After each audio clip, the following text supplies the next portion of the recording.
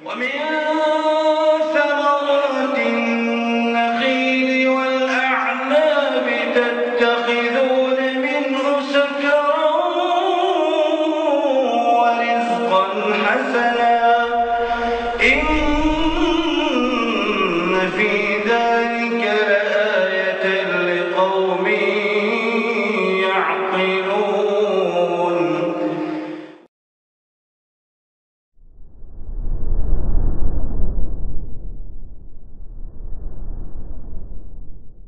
Bismillahirrahmanirrahim. Alhamdulillahirabbil alamin wassalatu wassalamu ala sayyidil mursalin wa ala alihi wa sahbihi ajma'in. Allahumma 'allimna ma yanfa'una wanfa'na bima 'allamtana innaka antal alimul hakim. Wa zidna bikaramika ilman nafi'a ya rabbal alamin. Baik, kita lanjutkan kajian Sahih Al-Bukhari di bab 25 dari kitab Al-Ilm. Bab 25 dari kitab Al-Ilm.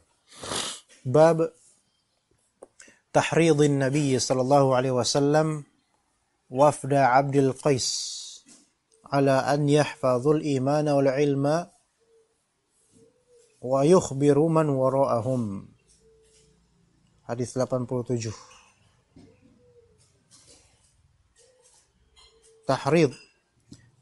Tahridun Nabi wa harridil mu'minin, kata Allah, yaitu berikan anjuran, motivasi, anjuran. Jadi tahrid an-nabi, ya, penganjuran dari Nabi SAW terhadap utusan Abdul Qais. Apa anjurannya? Ala an yahfazul imana wal ilma. Anjuran pertama agar menjaga iman dan ilmu. Wa yukhbiru man wara'ahum. Dan anjuran kedua agar mengabarkan orang-orang di belakang mereka tentang ilmu. Itu setelah dari majelis ini, sebarkan orang-orang yang ada di belakang antum dari ilmu agar makin tersebar. Berkata kemudian, wa qala Malik bin al-Huwairith qala lan Nabi sallallahu alaihi wasallam. Ini hadis muallaq. Ini hadis muallaq namanya, tanpa sanad. Nabi SAW berkata kepada kami, irji'u ila ahlikum fa'allimuhum. Pulanglah kalian ke ahlikum, keluarga kalian, dan ajarkanlah mereka.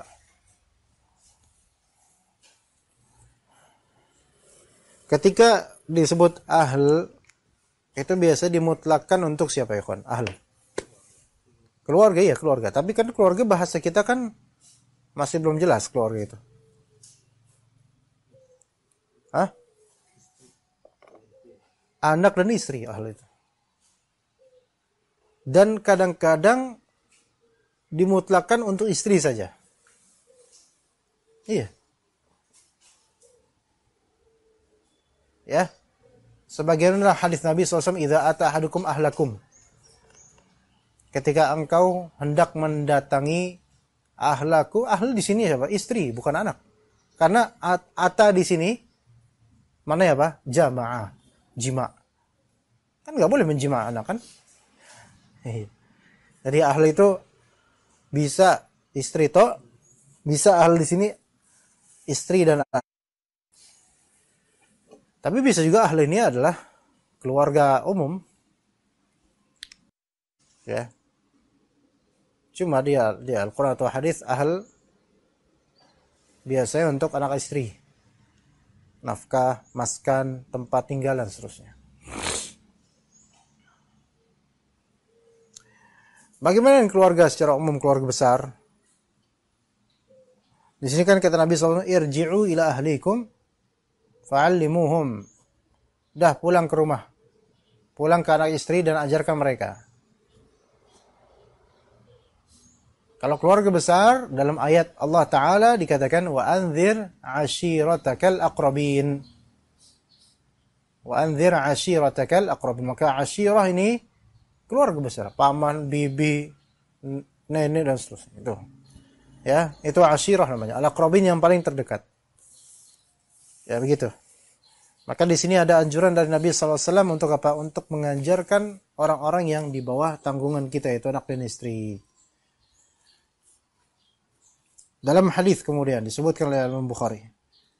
Haddatsana Muhammad bin Bashar qala haddatsana Gundar qala haddatsana Syu'bah an Abi Hamzah an Abi Jamrah qala kuntu tarjimu baina Ibni Abbas wa baina nas. Maka Abu Hamzah berkata, kuntu tarjimu baina Ibni Abbas wa baina nas. Saya menjadi penerjemah antara Ibnu Abbas dan orang-orang penerjemah, translator. Faqal, kemudian bercerita, inna wafda Abdul Qais atawun Nabiyya sallallahu alaihi wasallam. Sesungguhnya utusan dari Abdul Qais itu mereka mendatangi Nabi sallallahu alaihi wasallam. Dan di sini faqal berkata manil wafd atau minal qaum atau manil qaum, Nabi SAW bertanya, siapa utusan itu? Atau siapa kaum yang menjadi dia mewakilkan dari mereka? Maka mereka pun, yaitu utusan Abdul Qais ini, mereka berkata apa? Rabi'ah. Rabi'ah yaitu itian mereka, apa? Atasan, apa namanya? Kepala suku. Rabi'ah. Faqal, maka berkata Rasulullah SAW, marhaban bil qaum atau bil wafd ghaira khazaya wala nadama. Marhaban, welcome. Ya. Jadi marhaban itu apa? Welcome. Yang ikin dudukin tuh harusnya welcome jadi marhaban. Keset. Nggak ada welcome-nya. Oh enggak. Yang beli belakangin. Ada welcome-nya gitu? Emang jangan masuk.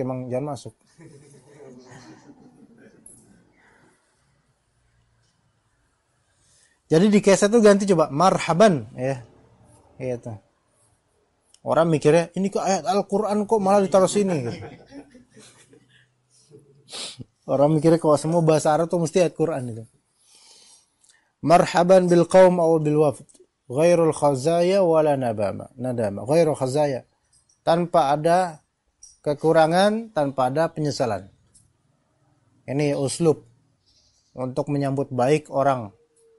Ya, tapi di bahasa Arab, kalau di bahasa Indonesia susah ngomong ini. Marhaban bik ghairul khazaya wala nadama. Bingung orang. Ana bertamu bukan buat dengerin tilawah gitu kata orang itu. Ya dikira ngaji lagi. Maka kemudian kata wafd Abdul Qais ini, para wafd, para utusan ini berkata, inna na'tika min syuqqatin ba'idah. Kami mendatangimu ini dari syuqqah, yaitu kampung yang jauh sekali. Wa bainana wa bainaka hadzal hayy min kuffari Mudhar.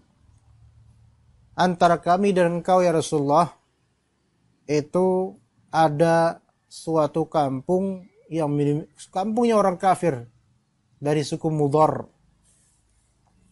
Ya. Wala nastati'u an na'tiyaka illa fi syahrin haramin famurna bi amrin dulu. Dan kami tidak bisa mendatangimu wahai Muhammad, wahai Nabi Muhammad sallallahu alaihi wasallam, kecuali di bulan haram. Karena di bulan haram tidak boleh terjadi pertumpahan darah dan peperangan.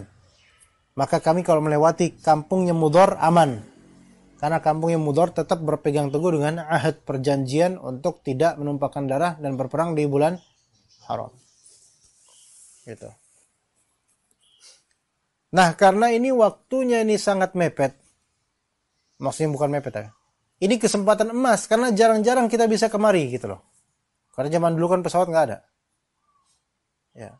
Maka ya Rasulullah famurna bi amrin nukhbir bihi man wara'ana. Maka tolong ya Rasulullah, perintahkan kepada kami dengan suatu perkara yang kami akan mengkhabarkan kepada orang-orang di belakang kami, yaitu siapa?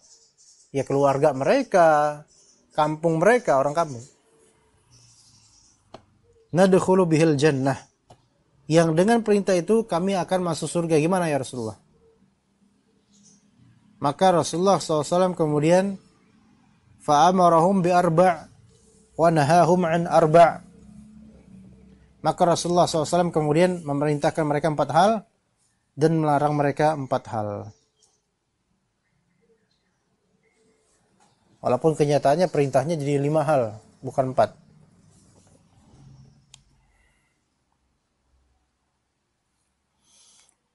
Kemudian amarahum bil imani billahi azza wa jalla wahdah. Yaitu Rasulullah SAW memerintahkan mereka untuk beriman kepada Allah saja.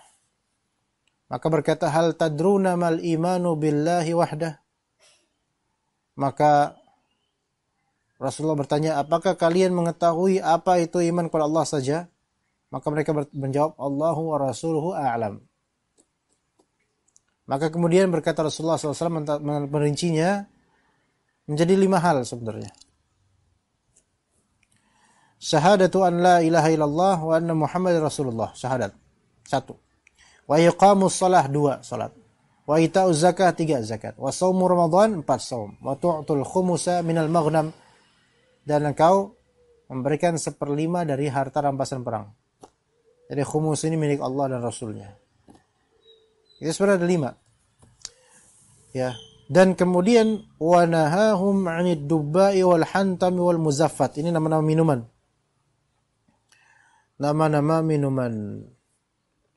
Dubba, hantam, muzaffat. Dalam riwayat lain an-naqir, dalam riwayat lain al-muqayyar. Ya, itu. Jadi ada 4 ya. Dubba, hantam, muzaffat, naqir atau muqayyar. 4 model minuman. Dilarang. Tapi Anda tidak bisa menerjemahkan, enggak tahu Anda. Maka berkata kemudian, ihfazuhu wa akhbiruhu man wara'akum. Di sini hifdzul iman wal ilm. Jagalah oleh kalian hal tersebut, yaitu iman dan ilmu ini. Dan akhbiruhu man wara'ahum. Beritahu orang-orang di belakang kalian. Orang-orang kampung. Ya. Di antara faedah hadis ini ikhwah, bahwasanya ada kebaikan di balik pengutusan untuk masalah ilmu. Ada kebaikan di balik pengutusan untuk masalah ilmu. Ini dimasyru'kan, disyariatkan karena Rasulullah SAW tidak mencelanya, tidak mencelanya. Tadi kalau satu kampung mengutus pemuda cari ilmu ke Madinah, ya, cari ilmu ke Madinah, berarti ini utusan bukan? Utusan. Maka setelah dia nyari ilmu di Madinah, dia harus kemana? Pulang kampung. Kalau memang ada perjanjian pengutusan, ya, yang terjadi kan kadang-kadang apa? Enggak pulang. Padahal ketika daftar ke Madinah, pakai surat rekomendasi dari bupatinya atau dari camatnya atau dari rekomendasi dari daerahnya gitu loh. Dengan harapan orang-orang kampung, dai ini tuh akan mendakwahkan kampungnya gitu loh. Maka ini syibhul wafd. Mirip seperti apa? Utusan sebenarnya. Karena ada delegasi resmi, kayak soal delegasi resmi untuk dibolehkan belajar di Madinah. Iya. Jangan malah ke Jakarta kalau misalnya. Ya ke Jakarta sekali-kali tafadhol, cuman jangan malah stay Jakarta untuk. Itu yang pertama, ada kebaikan dalam pengutusan terhadap ilmu. Kedua, bolehnya menjelaskan keadaan diri untuk mendapatkan maslahat, terutama maslahat ilmu, boleh. Mengisahkan keadaan diri untuk meraih maslahat, terutama maslahat ilmu. Contoh di sini mereka mengatakan kami ini dari jauh ya Rasulullah. Ya. Dan antara qaryah kampung kami dengan kediaman Rasulullah SAW itu ada kampung orang kafir, kampung Mudhar. Ya, kami nggak bisa datang kemari kecuali di bulan haram saja, ini mumpung kesempatan Rasulullah. Boleh menceritakan, boleh. Menceritakan keadaan diri untuk mendapatkan maslahat yang baik, boleh. Nah, beliau ini ngomong kayak gitu supaya apa? Supaya Rasulullah SAW terketuk hatinya sehingga memberikan wejangan gitu loh. Iya gitu. Ah. Tapi kalau misalnya menceritakan tentang kemiskinan diri demi mendapatkan maslahat dalam artian meminta-minta, maka itu sebagian tercela dan sebagiannya darurat. Ya, sebagian tercela dan sebagiannya darurat. Iya. Darurat ketika memang udah nggak memungkinkan, dia harus menceritakan. Kalau nggak kayak gitu, maka hak anak dia sendiri hilang misalnya. Hak anak dia sendiri belum tercapai. Tapi ada yang tidak recommended, ya, tidak baik gitu. Apalagi seorang dai atau ustadz misalnya, ya, mengeluh kepada mad'unya, baik melalui WhatsApp atau melalui live streaming atau melalui kajian, dengan menceritakan keadaan dirinya yang miskin atau kere atau semisalnya, supaya apa?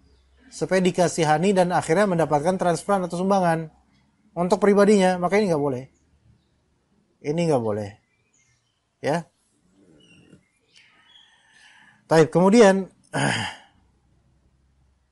kehormatan syahrul haram, ya, yang mana padanya tidak boleh terjadi pertumpahan darah, dan bahkan sebagian ulama mengatakan bahwa pahala pada waktu syahrul haram lebih ditambah dan dosa juga lebih ditambah. Kemudian di antara faedah berikutnya adalah mungkinnya meringkas faedah yang lebih bermanfaat daripada memperpanjangnya. Mungkin meringkas faedah. Famurna bi amrin nukhbir bihi man wara'ana nadkhul jannah. Maka Rasulullah SAW meringkas dan mentarkiz, meringkas 4 dan 4. 4 perintah dan 4 larangan. Jadi meringkas ilmu itu Rasulullah SAW lakukan. Meringkas ilmu itu adalah perbuatan Rasulullah SAW. Apalagi beliau memiliki keutamaan jawami'ul kalim. Ya. Baik. Dan di antara faedah berikutnya adalah diperbolehkannya mengucapkan Allah wa rasuluhu a'lam untuk, atau dibolehkannya mengucapkan Allah wa rasuluhu a'lam sebagai jawaban untuk pertanyaan ilmu syar'i. Boleh. Ya.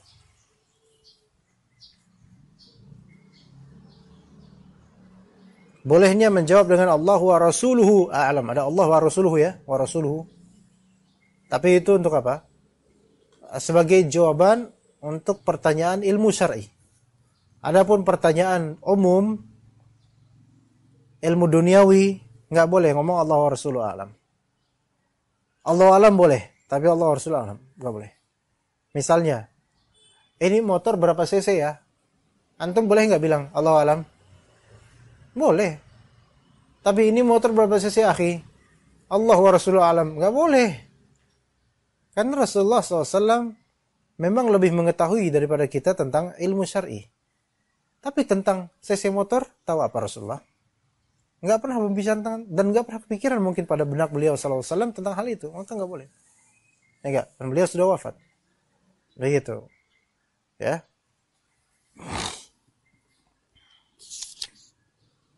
Kemudian di antara faedahnya adalah dianjurkannya untuk mengabarkan ilmu kepada orang-orang yang di bawah tanggungan kita.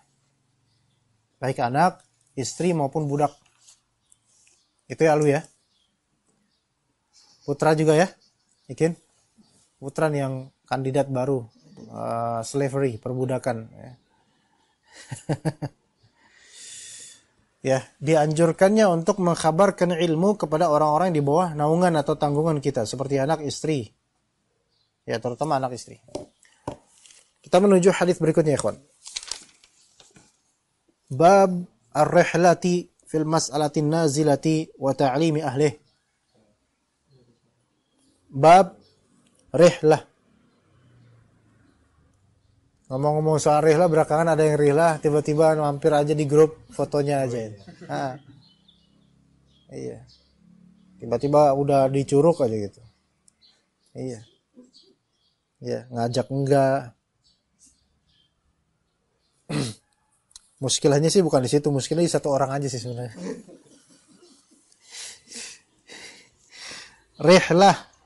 Tapi rihlah fil mas'alah an-nazilah.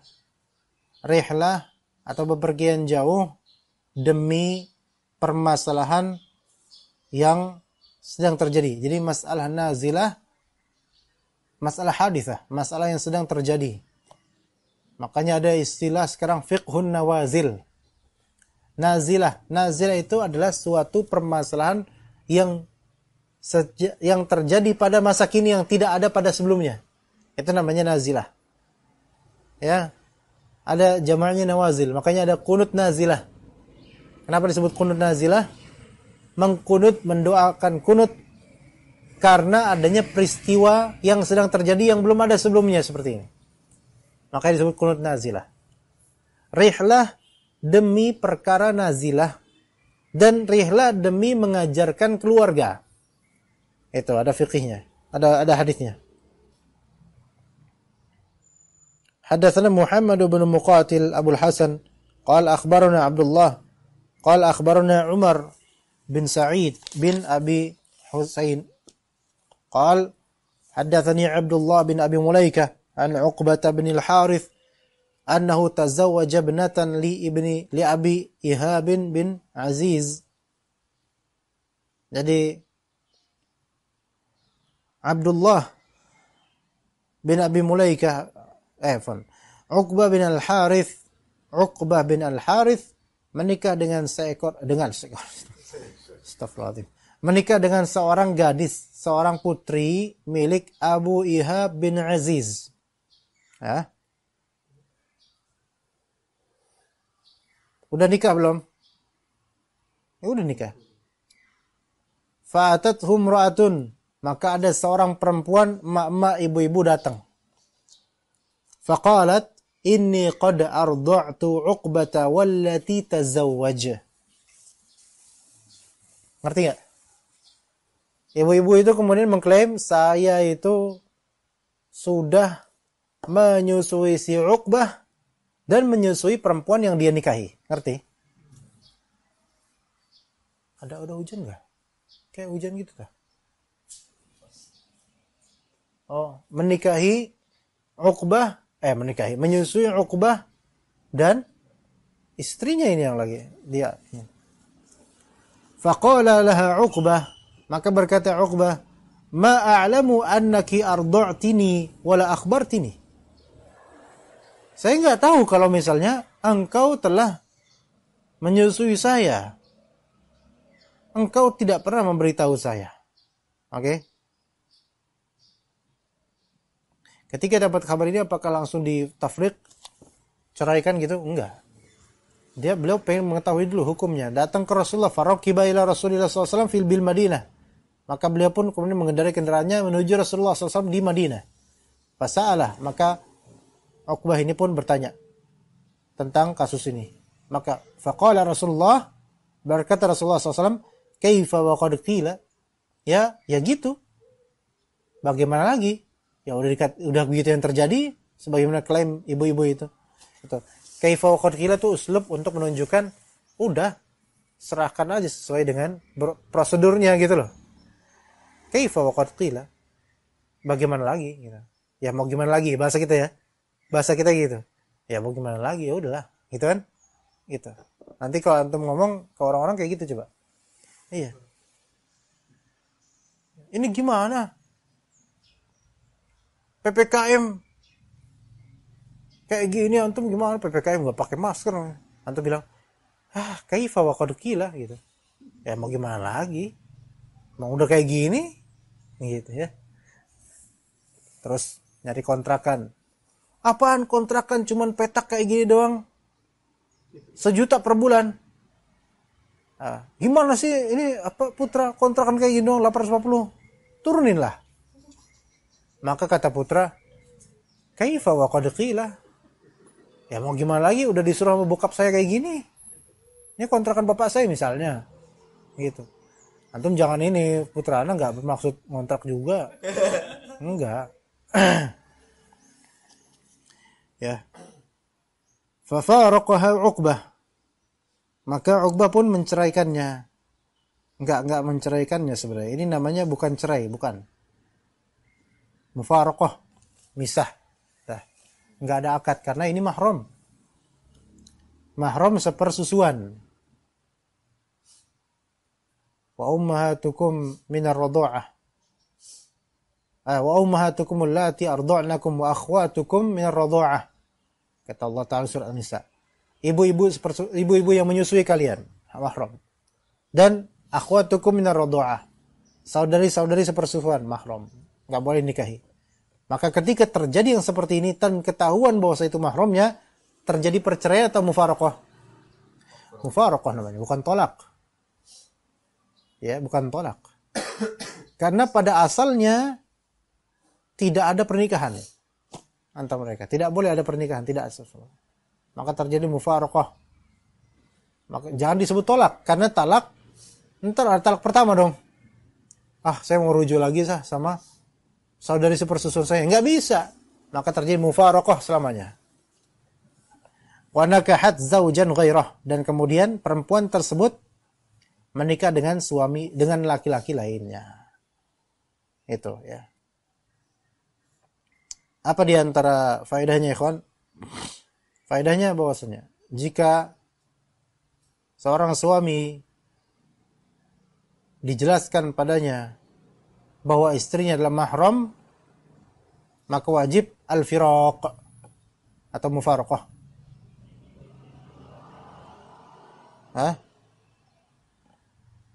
Mufaraqah namanya, kawan. Paham? Jadi jika seorang suami jelas baginya bahwa istri itu mahram, maka apa? Wajib terjadi apa? Mufaraqah. Mufaraqah. Paham? Jadi ada 3 istilah, ikhwan. Imma talaq, imma fasakh, imma mufaraqah atau firaq. Hadza firaqun baini wa bainik, firaq. Harus dibedakan. Anak-anak yang perempuan teriak-teriak. Ada apa tadi? Talaq, ada fasakh, ada apa lagi? Mufaraqah atau firaq. Yang penting untuk tahu nih ya, tentang fikih keluarga tuh jangan cuma cintanya doang yang antum urusin.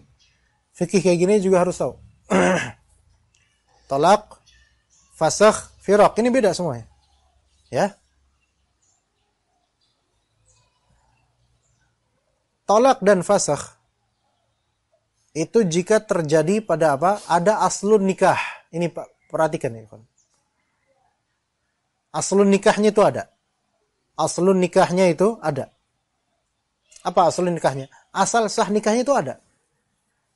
Oke, talak dan fasakh. Ya. Tapi kalau firaq itu tidak ada, tidak sah, aslun nikahnya enggak sah. Paham? Aslun nikahnya tidak sah.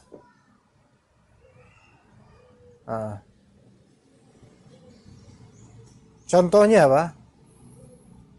Dan aslun nikahnya tidak sah, selamanya tidak sah. Selamanya tidak sah. Contohnya nikah dengan mahram. Paham kan? Baik udah tahu sebenarnya itu mahram, itu lebih buruk ya. Atau nggak tahu kalau itu mahram tadinya. Maka wajib terjadi firaq. Pemisahan. Ya. Kalau fasakh itu menganulir akad. Menganulir akad nikah. Apa contoh dari fasakh, ya, Wan? Yang lebih tepatnya di antara contoh fasakh adalah gugat cerai dari istri. Terjadi fasakh bukan talak. Gugat cerai itu lebih tepatnya fasakh bukan talak. Ya. Nah, itu pendapatnya Syekh Utsaimin sebenarnya. Tapi itu yang menurut Anda lebih tepat, bukan talak. Kalau walaupun bahasa kita talak, gugat cerai. Ya.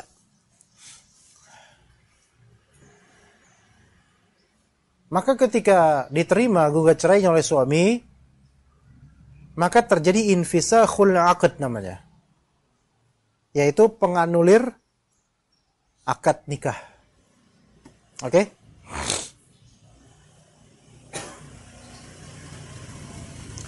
Nah, itu bedanya. Ada fasakh, ada firaq. Bedanya fasakh dan firaq itu apa terus? Di sisi apa bedanya? Di sisi sahnya aslun nikah atau tidak.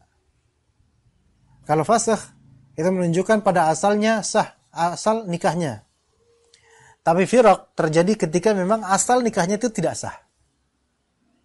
Imma karena nikah dengan mahram, imma nikah yang memang tidak sah bukan karena syubhat, tapi karena zat. Yaitu misal seorang perempuan muslimah menikah dengan musyrikah atau kafir, dengan musyrik atau kafir. Seorang muslimah menikah dengan musyrik atau kafir ketika nikah. Faham ya, kawan? Jadi ini muslimah. Dia tahu calonnya kafir, tapi tetap nikah. Sah nggak nikahnya? Nggak sah. Berarti aslun nikahnya tidak ada. Maka yang wajib di sini apa? Fasakh atau firaq? Firaq, bukan fasakh. Kenapa? Karena fasakh itu menunjukkan adanya keabsahan nikah di asalnya. Tapi firaq itu menunjukkan memang tidak sah secara zat, karena dia masih kafir ketika nikah. Laki-laki itu. Paham ya, kawan? Nah, bagaimana ketika sedang nikah, pas nikah, dua-duanya muslimah, oke? Kemudian suaminya murtad, na'udzubillah min dzalik. Suaminya murtad. Apa yang harus terjadi sekarang? Fasakh. Ya, fasakh. Kenapa disebut fasakh? Karena sebelumnya apa? Muslim sah. Taib. Kenapa enggak firaq? Ya karena ada aslun nikahnya sah. Taib, kalau misalnya fasakh ini bedanya dengan firaq di konsekuensinya apa? Firaq itu biasanya untuk yang selamanya tidak sah. Seperti mahram. Atau masih musyrik dari awal, tuh laki-laki tidak sah selamanya. Sampai dia menjadi muslim. Kalau fasakh, ini nggak mesti. Kadang-kadang bisa apa? Bisa rujuk lagi, tapi rujuk dalam artian nikah lagi. Bisa. Ya, gitu, biasanya begitu. Contoh fasakh tadi apa? Gugat cerai. Ya, gugat cerai. Murtad. Suaminya, bahkan sebenarnya istrinya murtad itu juga fasakh, ikhwan. Iya. Imma fasakh, imma firaq, namanya Allah alam, tapi fasakh. Wah, enggak boleh tetap gitu aja. Kenapa istri murtad langsung hapus status nikahnya? Karena ketika murtad ini istri, maka status dia adalah calon dibunuh, ya enggak? Ya kan? Sampai dia taubat masuk Islam lagi. Benar enggak? Iya, sebenarnya gitu. Cuman karena hukum di negeri kita enggak gitu ya, kontrol, jadi terjadi banyak distorsi. Itu bedanya, ya kawan. Fasakh ada, tolak ada. Ya. Talak pun kriterianya ada juga. Nanti ada talak raj'i, ada talak bain. Talak raj'i yaitu talak yang bisa rujuk nanti 1 dan 2. Dan itu juga ada masa iddah. Gitu loh. Ada talak bain. Ya. Adapun fasakh enggak gitu. Firaq enggak gitu, enggak, hukumnya beda masing-masing.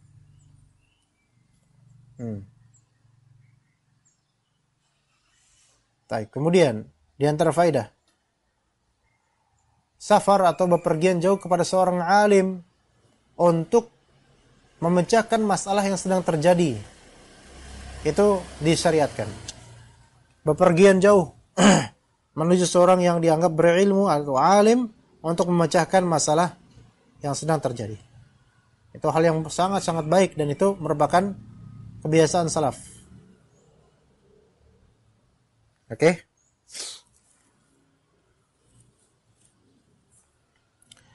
Nah, pun tadi malam alhamdulillah juga ada yang seperti ini, ikhwan. Ada ikhwan dari Tangerang ke Masjid Hijau. Sengaja ke Masjid Hijau untuk kajian dan memang untuk mencari solusi kegalauan dia soal pernikahan. Masih bujang, mau menikah bentar lagi insya Allah November. Insya Allah semoga Allah mudahkan ya. Muskilahnya adalah bagaimana pertanyaan-pertanyaan sebenarnya gampang di ini, tapi dia sampai apa? Sampai jauh-jauh dari Tangerang ke Cilangkap. Satu apa? Gimana saat kalau di gedung tersebut ada patungnya? Dan pas banget kajian tadi malam berkaitan dengan togut, ya di antara bentuk togut patung. Maka dia bilang, patung itu kan milik hotelnya atau milik villanya atau aulanya, bukan milik antum, bukan kesengajaan antum. Maka bungkus aja pakai apa? Gitu. Tutupin pakai kain. Maka insya Allah nggak ada masalah. Karena itu nggak bakal mencederai akad juga kan? Iya. Tapi itu tetap kemungkaran, maka ditutup aja. Iya. Nggak masalah insya Allah. Dulu ada daurah asatidzah di daerah Solo atau lainnya, salah milih hotel oleh panitianya. Hotelnya bagus, tapi qadarullah kemudian ternyata di aulanya atau lorong menuju aulanya itu banyak sekali patung-patung dan gambar-gambar yang jelek. Itu syekhnya sampai kesian. Tapi tetap dia dengan daurah, tetap dia dengan daurah. Ditutupin aja semua itu, ditutupin. Udah selesai. Nah itu boleh. Ya. Kemudian pertanyaan lagi soal apa? Gimana nanti kalau misalnya nikah ternyata qadarullah nggak bisa ada hijab apa sekat? Ya. Maka bil fattaqullaha mastata'tum, antum bertakwa kepada Allah sesuai dengan kemampuan antum. Ya enggak? Kalau misalnya calon mertua antum itu sulit memang dan mereka maunya ada dangdut atau ada dan nggak bisa dimaksimalkan untuk nutup hijab, ya khalas nikahlah. Dosa-dosanya mereka, antum sudah berusaha untuk memberi masukan dan biaya, khalas itu mereka yang nanggung nanti. Begitu. Apakah karena tidak ada sekatnya kemudian nggak jadi nikah? Mana yang lebih bermadarat kira-kira? Sementara ini udah saling jatuh cinta. Mana yang lebih bermadarat, ikhwan? Yang lebih berfitnah mana kira-kira? Batal menikah kan? Iya, lebih berfitnah untuk kalbu laki dan perempuan ini, dan juga dari keluarga juga akan terfitnah dengan itu, ya enggak? Dan fitnah tersebut itu bisa lama larut, bisa nanti terjadi tudingan dan tuduhan antara mereka gitu kan. Sementara kalau fitnah mungkin terwujud ikhtilat sedikit, itu mungkin sementara saja insya Allah. Lagi pula kan yang diundang itu nggak bakal 2 jam di situ makan milih semua terus ngebungkus, nggak mungkin. Ya, nggak mungkin kan? Walaupun mungkin kalau Pak Neman mungkin ya Pak ya. Nggak lagi dengar lagi khusyuk. Iya. Jadi begitu. Itu permasalahan sebagian dari ikhwan yang kesian mendapatkan akhwat alhamdulillah salihah, bagus. Tapi keluarganya belum mau ini. Ya kita itu nggak bisa apa? Memaksakan harus sesuai dengan syar'i 100%. Kita berfatwa harus sesuai syariah, harus sesuai syariah. Tapi ketika keadaannya nggak mungkin gimana? Karena orang banyak, orang pada nggak ngerti gitu loh. Jadi khalas nikah aja, bismillah. Jangan dengan itu kemudian udah putus aja nggak usah sama dia. Gara-gara keluarganya pengen ada dangdut. Kecuali kalau misalnya memang keluarganya itu pengen terjadi kesyirikan dalam akad pernikahan tersebut. Ya, sehingga misalnya ada persembahan nasi tumpeng buat roh fulan dan seterusnya. Nah ini baru. Tapi kalau misalnya kemaksiatan yang mungkin akhaf, lebih ringan, mudah-mudahan Allah Ta'ala maafkan. Apalagi sudah berusaha kan dia. Gitu. Dan ada juga gak yakin antum dulu waktu nikah akadnya itu 100% murni clean gitu. Gimana putra? Bersih gak kira-kira? Enggak kan? Dari wajah antum kelihatan. Gimana Ken? Bersih gak dulu? Clean gak? 100%? Enggak? Iya. Alwi gimana? Enggak tahu. Antum gimana antum? Clean? Enggak. Pak Samiran? Clean enggak? Bersih enggak? 100%. Ada enggak sesuatu yang salah gitu? Secara syar'i. Ketika dari prosesi akad atau walimah. Bersih 100%? Enggak juga. Pak Abu Ibnihi? Pas mantuin, pas besanan. Ada aja kan ya? Ada aja. Sesuatu yang kadang-kadang tori itu baru terjadi di ketika itu. Wah, kok kayak gini ya? Kan kadang kita kan nyewa ini apa? nyewa apa namanya tuh? Wedding management apa? WO, wedding organizer. Ya, kita udah berusaha nih wedding yang sesunnah. Kenyataannya ternyata misalnya lagu yang dipilih lagu apa gitu bisa aja. Ternyata nasyid. Ntar ada ustadz yang kita undang, apa ini? Enggak mau, saya enggak mau nasyid, enggak mau ini, haroki ini misalnya. Bingung kita kan? Mana sini enggak pakai musik. Ya. Enggak bisa, harus sesuai dengan bagaimana salaf. Nasyidnya harus apa? Perempuan biasanya yang mendengarkan nasyid, ya enggak? Enggak ada laki-laki mendengarkan nasyid, enggak ada di zaman Nabi. Nasyid kemudian pas walimahan laki-laki mendengarkan nasyid, enggak ada. Dan itu enggak pakai audio dulu. Pakainya apa? Ya perempuan menasyidkan, itu pun di bagian perempuan. Siapa sekarang di antara kita yang kayak gitu? Nggak ada. Antum nyewa nggak ada kayak gitu. Menyediakan akhwat-akhwat untuk nasyid. Ya akhwatnya juga nggak ada yang mau kayak gitu sekarang. Sallallahu ala Muhammad. Nggak ada. Mau 100%? Iya. Makanya kalau misalnya mungkin terjadi kemunkaran dan seterusnya, ada musiknya atau ada sesuatu yang mungkin kita nggak setuju lah. Ini munkar. Memang para ulama mengatakan jangan hadiri kalau itu kemungkaran. Kita tahu itu ada kemungkaran, jangan hadiri. Iya. Tapi mudarat ke depannya bisa lebih besar kalau kita nggak hadir. Kadang-kadang gitu. Kita ini di uruf kita itu nggak datangnya kita keluarga besar ke ini, itu bisa menjadi fitnah. Ya benar nggak? Iya, jadi fitnah, kok nggak datang. Jadi dendam mereka. Awas tuh nanti kalau misalnya punya anak. Kita nggak bakal datang. Lihat. Mana yang lebih buruk mafsadatnya? Itu lebih buruk. Memang fatwa-fatwa ulama betul, jangan datang, betul, sahih, jangan datang. Tapi ketika antum nggak datang, minimal nggak nitip amplop. Ya. Mafsadatnya besar. Ya, begitu ya, ikhwan. Jadi itu permasalahan nazilah di banyak orang. Kadang konsultasi sama ustadz. Ada ustadz yang strict. Nggak boleh. Nggak. Antum cari yang lain. Masya Allah. Akhirnya patah hatinya kemudian. Ya. Kemudian masalah rodo'ah. Masalah persusuan. Ini khilaf di antara ulama. Apakah rodo' sehingga menjadi mahram itu cukup untuk sekali saja. Sekali. Zahiriyah mengatakan sekali aja dinyusu jadi mahram. Tapi yang sahih adalah yang diriwayatkan oleh Aisyah radhiyallahu an. Ya, intinya minimal 5 radha'at.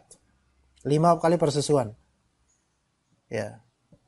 5 kali persusuan baru bisa menjadi mahram. Tetapi 5 radha'at ini kan jamak dari radha'ah. Nah, satu radha'ahnya itu dihitung berapa? Paham ya, ikhwan? 5 radha'at, 5 persusuan. Satu radha'ahnya itu dihitung berapa kali kenyotan gitu loh. Paham nggak? Alwi paham kan? Ulama berselisih pendapat. Ada bilang 5 radha'at, ya udah 5 kali ini. Misalnya ini nyusu terus lepas. Terus nyusu terus lepas sampai 5 kali kayak gitu maka terjadi mahram. Ada yang bilang 5 radha'at itu bukan kayak gitu. 5 radha'at adalah 5 segmen. Nah, yang kita permasalahan satu segmennya ini gitu loh. Satu segmennya ini berapa kali mas, apa namanya, mas namanya. Mas itu kenyot. Nah, hitungannya tuh gimana? Ya tentu nggak hitung kenyotnya satu. Kan bayi kan apa? Bayi laki-laki kan kenyot. Ya kan? Anak kok nggak enak ya ngomong kayak gini ya. Alwi yang paling girang itu nggak tahu kenapa. Kadang orang yang belum pernah mengalami dia yang girang gitu. 5 kali, ya. Maka para ulama bilang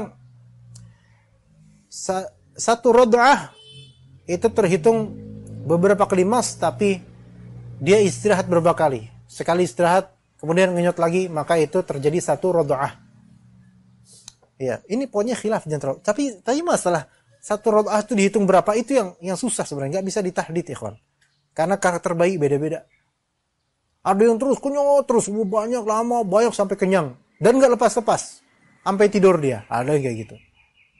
Ya. Ada juga yang sekali gini Sekali gini lepas, kayak gini lepas. Jadi beda-beda. Pokoknya yang penting secara urf insyaallah itu satu sesi, satu segmen, satu radha'ah. Kalau sampai 5 kali radha'ah. Nah ini masalah yang memang ini ulama banyak banget selisih. Karena waktu belajar ini tentang ini di kitab Bidayatul Mujtahid itu bingung semua kita karena pikiran kita jadi beda. Waktu itu kan masih pada bujang. Ya, kalau semua bapak-bapak biasa aja karena udah pengalaman. Tapi kalau misalnya ini tulabul ilm yang masih belum kebayang gimana, ngebayanginnya beda jadinya. Seberapa kali kenyotan ya, aduh. Jadi pusing. Bukan pusing khilafiyahnya, pusing pikiran gara-gara masalah ini, ya. Walau aja sampai udah mulai. Aduh, alhamdulillah antum abis ini gak ada tugas kamera antum. Bekam abisin antum. Ya panik-panik alwi langsung kayak gitu alwi. Langsung dia nggak tahu ada apa dengan dirinya. Ya. Kemudian ikhwan at-tanawub fil ilm, at-tanawub fil ilm. Arti tanawub di sini saling bergantian dalam rangka apa? Dalam rangka mewakili satu sama lain. Ya, ana bacakan hadisnya aja karena ini udah mau habis waktunya, udah mau jam 7. التناوب في العلم حدثنا أبو اليمان أخبرنا شعيب عن الزهري تحويل حاء قال أبو عبد الله وقال ابن وهب أخبرنا يونس عن ابن شهاب عن عبيد الله بن عبد الله بن أبي ثور عن عبد الله بن عباس عن عمر قال كنت أنا وجار لي من الأنصار في بني أمية ابن زيد. Jadi saya waktu itu, yaitu Umar, aku waktu itu bersama dengan salah satu tetangga aku dari kalangan Ansar berada di Bani Umayyah bin Zaid. Wahya min awali al-Madinah, itu daerah di ketinggian di atas Madinah, jadi di bukit-bukit. Wa kunna natanawabun nuzula ala Rasulillah sallallahu alaihi wasallam yanzilu yawman wa anzilu yawman. Jadi kami itu saling bergantian untuk turun ke rumah Rasulullah SAW. Dia sehari, aku sehari, zigzag. Faham gak di sini, kawan? Ini namanya tanawub. Namanya tanawub naib, yaitu menjadi wakil satu sama lain. Ya. Fa idza nazaltu ji'tuhu bi khabari dzalikal yaumi minal wahyi wa ghairihi. Kalau misalnya aku yang turun, kata Umar, kalau misalnya aku yang turun ke rumah Rasulullah SAW, aku akan mendatangi tetanggaku itu dengan kabar info wahyu pada hari itu. Paham? Kayak misalnya Pak Samiran hari ini datang. Besoknya nggak datang, besoknya Pak Kasman. Besoknya Pak Samiran. Nah, saling menginfokan nanti pas di keranggan. Tadi Ustadz Hasan mengajarin ini gini gitu, seperti itu. Tanawub. Ya, namanya tanawub fil ilm. Wa idza nazala fa'ala mithla dzalik. Kalau tetanggaku yang turun ke Rasulullah SAW, maka beliau melakukan hal yang serupa. Fa nazala sahibi al-Ansari yauma naubatih. Maka di suatu hari sahabatku itu ya, Ansari itu, kemudian dia datang ke Rasulullah SAW. Di hari giliran dia nih. Maka pas pulang fadaraba babi darban syadida. Pulang langsung ngotok pintu rumahku dengan ketokan yang keras. Maka dari dalam rumah aku kemudian berpikir athammahu di situ apa bacanya? Athammahu yang benar. Hah? Athammahu apa dia ya? Athammahu apa dia ya gitu. Yang kedua fa fazi'tu, kemudian aku kaget. Fa kharajtu ilaihi. Aku kemudian keluar untuk menemuinya. Faqal, maka berkata dia, qad hadatha amrun azim. Telah terjadi perkara yang besar. Ya. Telah terjadi perkara yang besar. Ini berkaitan dengan rumah tangganya Rasulullah SAW. Ingat, rumah tangga seorang tokoh itu disorot. Ya. Maka hati-hati. Iya kan Pak ya? Iya kan? Rumah tangga tokoh kampung, tokoh kota, tokoh negara disorot banget. Salah sedikit dijelek-jelekin. Iya. Maka fadakhaltu ala Hafsah fa idza hiya tabki. Maka Umar bercerita, aku pun kemudian menemui Hafsah. Ternyata Hafsah lagi nangis. Hafsah siapa yang Umar, ikhwan? Anaknya Umar. Siapanya Rasulullah? Salah satu istri Rasulullah SAW. Ternyata Hafsah lagi nangis. Jadi Umar ini sebenarnya mertua siapa? Mertua Rasulullah SAW. Ya. Taib. Bolehkah seorang bapak bertadakhul dalam masalah ini di kasus kayak gini? Nanti ini. Maka faqultu talaqakunna Rasulullah. Apakah Rasulullah SAW mentalak kalian para istri Nabi, para istrinya? Maka berkata Hafsah, la adri. Aku nggak tahu mas. Atau aku nggak tahu pak gitu bahasanya. Kan ini bapaknya nih Umar. Nggak tahu. Thumma dakhaltu 'ala an-nabiy sallallahu alaihi wasallam faqultu wa ana qa'im atallaqta nisa'ak. Kemudian aku masuk ke Nabi, datang ke Nabi sallallahu alaihi wasallam dan aku bertanya. Dan nanya sambil diri. Ya Rasulullah, apakah engkau menceraikan istri-istrimu? Maka kata Rasulullah SAW, la, tidak. Maka kata Umar, Allahu Akbar. Ngerti gak cerita ini, kawan? Ngerti? Oke. Jadi ada gak kekhawatiran Umar, anaknya ditalak oleh mantunya itu Rasulullah? Ada kekhawatiran? Pertanyaannya, bolehkah seorang orang tua, terutama bapak ya, memiliki tadakhul dalam masalah perceraian atau tidak terhadap anaknya? Boleh nggak?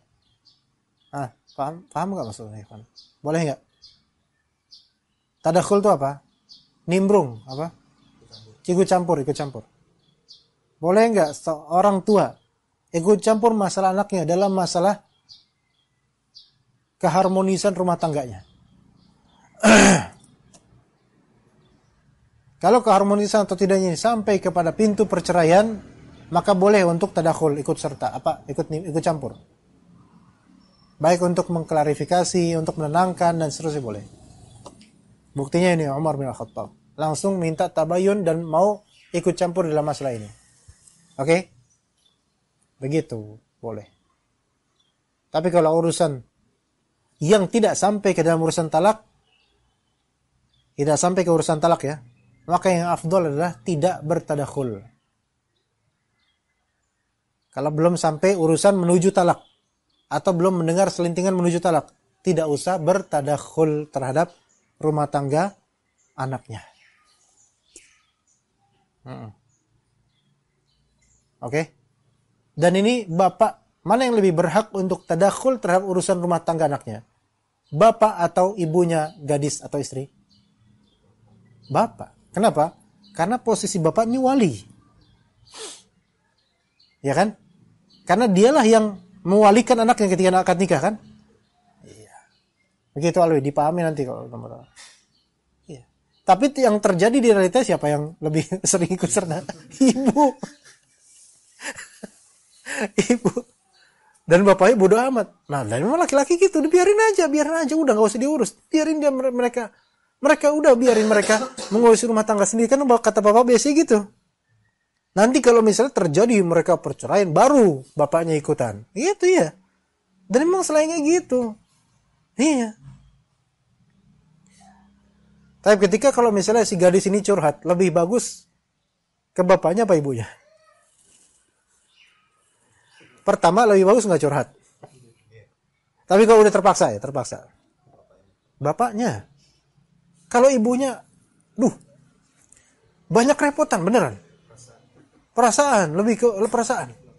Kalau bapaknya lebih ke kecuekan. Iya. Karena kalau ke ibunya malah nanti ibunya malah menambah suasana jadi tambah runyam. Udahlah nak, kamu pisah aja dari dia. Ibu nggak tahan dengar kamu. Kalau bapaknya kan, wis tawakal sama Allah, wis lah. Ya, kecuali bapaknya ikut baper ya. Begitu ya.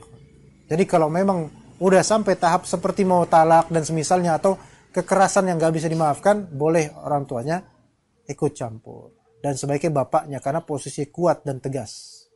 Ini seperti Umar langsung tabayun. Boleh nanya gitu ke mantunya. Apakah kamu menceraikan anak saya? Boleh nanya gitu, boleh. Tembak kayak gitu, boleh. Kalau anak bilang, la, tidak. Maka boleh kemudian mengatakan Allahu Akbar. Allahu Akbar ini lafal yang diperbolehkan untuk diucapkan setelah mendengar kabar baik ataupun kabar buruk. Allahu Akbar ini lafal yang dibolehkan untuk antum mengucapkan baik mendengar kabar baik maupun kabar buruk. Dalilnya ini satu. Ini kabar baik bukan Allahu Akbar di sini. Kabar baik. Apakah engkau, ya Rasulullah, apakah engkau menceraikan Hafsah? Tidak. Allahu Akbar. Senang kan? Senang, boleh. Ya.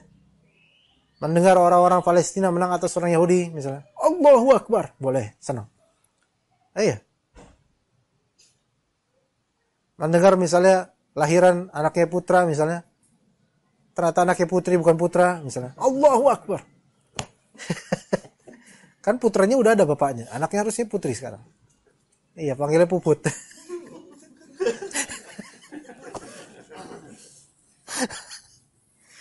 Allahu Akbar. Dan boleh juga mendengar kabar buruk, antum mengucapkan Allahu Akbar. Contohnya ketika para sahabat melihat orang-orang musyrikin, mereka menggantungkan senjata mereka di pohon Zatu Anwat. Maka apa kata para sahabat? Ya Rasulullah, kenapa kita enggak membuat gantungan pohon seperti mereka membuatnya? Maka apa kata Rasulullah? Allahu Akbar. Ini seperti yang dikatakan oleh orang-orang Bani Israel kepada Nabi Musa alaihissalam. Paham? Pernah dengar kan? Apa kata Nabi ketika mendengar kejelekan? Ini mereka hadithu ahli bil Islam, yaitu orang yang baru masuk Islam kan? Kan enggak paham ya? Dengar kayak itu kan buruk banget itu. Ibaratnya, ya Rasulullah, bolehkah kita berbuat syirik sebagaimana mereka berbuat syirik? Itu kan jelek banget dengar ya kan? Allahu Akbar. Gitu. Ya, seperti itu. Maka kalau ada kabar buruk misalnya, Ustaz, boleh nggak anak nikah dengan orang musyrik? Allahu Akbar. Dengar gitu. Ya, kaget, heran, dan ini buruk gitu loh. Maka boleh seperti itu. Jadi Allahu Akbar ini boleh antum ucapkan ketika atau setelah mendengar hal yang baik ataupun hal yang buruk. Ya, tanpa nada ya. Biasa aja Allahu Akbar. Jangan, Ustaz boleh nggak? Ustaz, Anda dapat gaji nih. Allahu Akbar, Allahu Akbar. Itu azan. Kita cukup sampai sini insyaallah. Wassallallahu ala nabiyina Muhammad wa ala alihi washabihi ajma'in. Subhanakallahumma bihamdika asyhadu an la ilaha illa anta astaghfiruka wa atubu ilaik. Assalamualaikum warahmatullahi wabarakatuh.